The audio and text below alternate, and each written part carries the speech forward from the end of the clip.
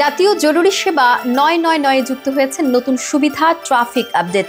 এখন রাজধানীর কোনো সড়ক বন্ধ থাকলে বা যান চলাচলে বিঘ্ন ঘটলে তা জানা যাবে ৯৯৯ নম্বরে কল করেই। ঢাকা মহানগর পুলিশের ট্রাফিক বিভাগ ও ৯৯৯ মিলে নতুন এই সার্ভিস চালু করেছে।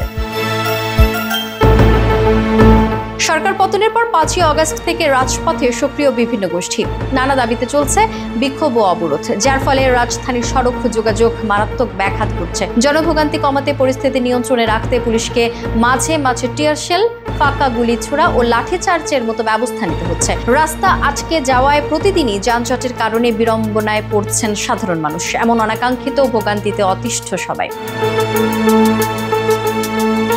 নগরবাসীর এমন ভোগান্তি থেকে কিছুটা হলেও মুক্তি দিতে ঢাকা মহানগর পুলিশের ট্রাফিক বিভাগ ও ৯৯৯ মিলে নতুন সার্ভিস চালু করেছে। রাজধানীর কোথাও সড়ক অবরোধ হলেই জানা যাচ্ছে 999-এ। সঙ্গে সঙ্গে দেয়া হচ্ছে বিকল্প সড়কের তথ্য।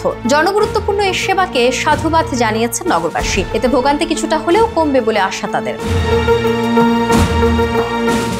ডিএমপির মুখপাত্র মোহাম্মদ তালিবুর রহমান বলেন, জরুরি সেবা ৯৯৯-এর সঙ্গে নিয়মিত যোগাযোগ রাখছি। কোন সময় রাস্তা পরিহার করে চলতে হবে এ নিয়ে আমাদের পক্ষ থেকে ট্রাফিক আপডেটটা দেয়া হচ্ছে। কেউ যদি কোনো কারণে রাস্তায় চলাচলে প্রতিবন্ধকতার মুখে পড়েন, তাহলে তার বিকল্প রাস্তা কি হতে পারে তার পরামর্শ দেয়া হচ্ছে।